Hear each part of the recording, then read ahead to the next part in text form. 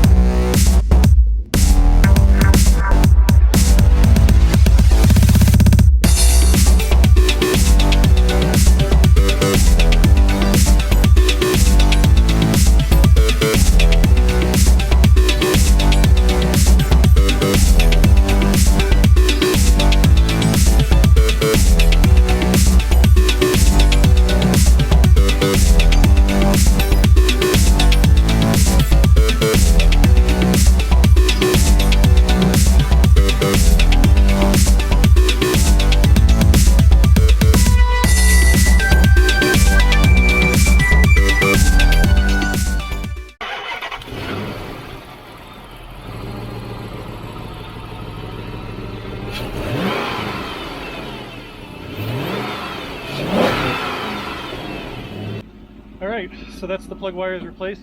The engine seems like it's running properly now.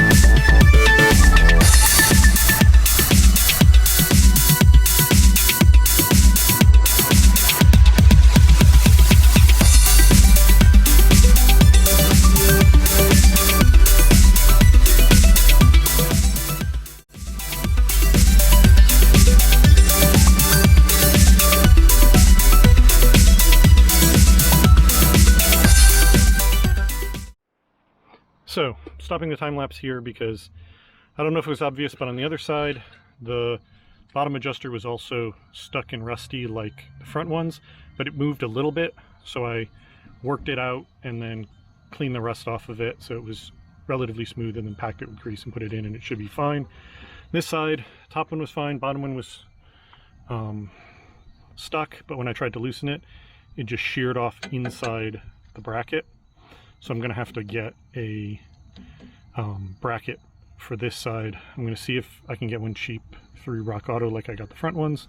If not, I'm going to have to go to the junkyard and see if I can find one that isn't all rusted solid. But this side is stuck for right now because until I get that bracket, I can't put it back together. The brakes on this car, the caliper brackets and all that. I said I ordered new front caliper brackets.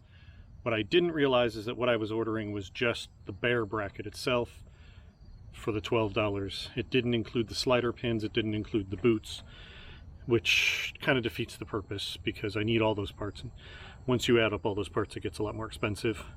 And then I was pulling the rear brakes apart and they had the same problem with the lower slider being frozen. On one side I was able to free it up, on the other side I snapped the slider bolt trying to get it out. So what I did today was go back to the junkyard again, and by harvesting off of multiple vehicles, I was able to find a set of 4 caliper brackets, all of which the slider pins move freely on. So they're all perfectly good brackets, because as long as the slider pins move, it doesn't matter if they look crusty or whatever. So what I'm going to do is pull all the slider pins out, clean all the old grease out as best as I can, repack them with fresh grease, and then install them, and that will let me put the brakes back together.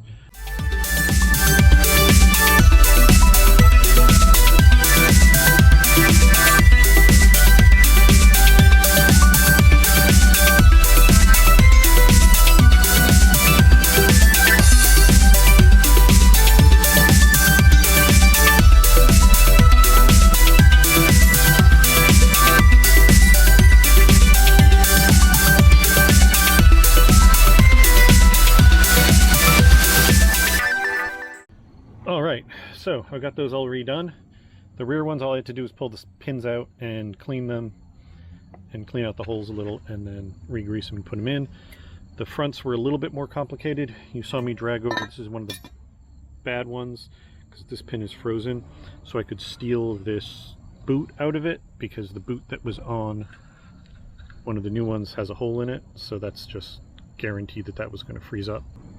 I could buy new boots, but I had these here, so I figured it was worth trying to scavenge one off if I could, and it came off no problem without any damage. So that's now on here, and these are all good. I basically took the best pins I had and used those with greasing, so these should be all set now. No torn boots. All the pins have fresh grease in them, so they should last a good long time. So these are all ready to go back in the car. All right, so more bracket fun. So last little bit you saw me cleaning up and greasing these brackets. Well, turns out, despite the fact that they look almost identical, there are two rear brackets for these cars. This is the one that came off the car, which is for a car with vented discs, and this is for, turns out, a car without vented discs. They look almost identical until you do this. And you can see the opening is different. This one's wider to hold the vented discs, and this spacer here, cross bridge, whatever the hell you want to call it, is a different shape to allow the pad to be further out. So these ones are trash as far as my use. And so I had to go back to the junkyard today and get a usable one with vented discs, but I was lucky enough to find one at the other yard. So now I have to clean this one up, grease it, and then I can finally, hopefully, put the rear brakes together and I can call them done.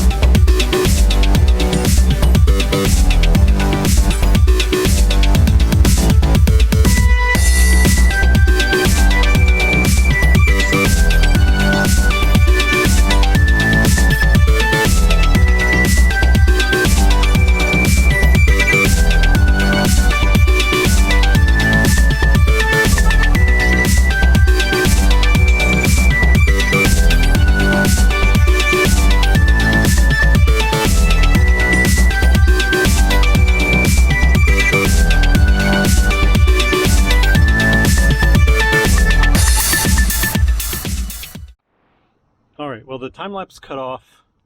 I'm not even sure how much time-lapse I'm going to put in because there was so much of it doing so little. But I finally was able to pop loose this ball joint back here. It took, I don't even know how many different tries in different ways, but I eventually managed to get it to come out. In the process, I actually punched the pickle fork through the brake dust shield, but whatever, as long as it got the thing out. So I've already changed out the upper arm. I ended up doing that because I couldn't get the lower ball joint just to brace the upper part of this. So that's been swapped out. The one that was in here was actually in good shape. The ball joint's pretty stiff in it, but since I had the kit, I figured I'd put it in and change this out. This arm and the other lower ball joint, because each of these arms has its own ball joint, is going to stay for now, just because I suspect that this other ball joint is going to require a press to get it out. So I just don't want to get into that right now.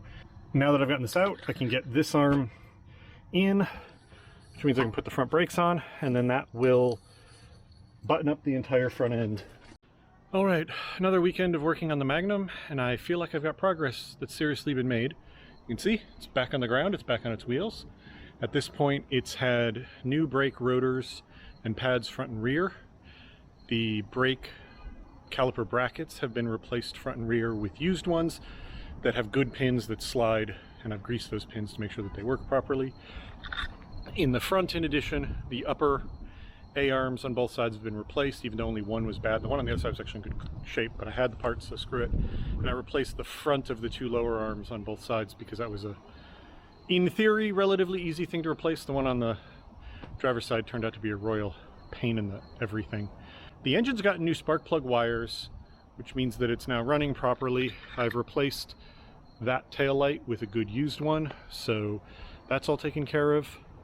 So at this point, the only outstanding things are an oil change and figuring out what's up with the exhaust, which originally I was just going to buy new catalytic converters, but with the extra parts that I ended up having to buy, I wanted to avoid that expense if I can. So I'm going to try and track down the leak, which I'm pretty sure is from those bad repairs, and hopefully kind of just weld in a new section and then that'll fix it. But we'll see what happens there. Unfortunately, a little embarrassing, I lost the key. Car came with only one key, and after I put the spark plug wires in, I started it and ran it to test it, and then I pulled the key out and I put it on the hood of the blue wagon, which was parked where I'm standing right now. Completely forgot I put the key there, and then the next day got in the blue wagon and ran errands, and the key's gone. So now I have to either get it towed to the dealership and get them to make me a key, or call a mobile locksmith and have them come out and make me a key. It's just going to depend on which is cheaper. It's probably going to be the locksmith, but we'll see. But unfortunately that means the project's completely stalled because I can't do anything with the car until I have a key for it. But I mean, still, I made progress. The car's back together. The list of things to do is massively shorter now and feels more manageable. So yeah, it sucks that bad things happened, but at the same time I got progress made on the car. And you have to admit, it looks pretty cool with the H copper wheels on it. So that's where we are, and once I get the key made and I can go forward, you'll get another video update. For those of you who are curious, I'm still working on the well, I'm not working at the moment on the Oldsmobile, but I still have the Oldsmobile. It's in there. I'm not giving up on it. This is just to get myself a new daily driver, and unfortunately it's taken a little bit longer than I expected, but I'm going to keep working on the Oldsmobile. We actually just bought more material to continue work on the interior for it, and I will get back to that project once I get this on the road and registered and inspected. Thank you all very much for watching, and goodbye. Oh, just because this amuses me.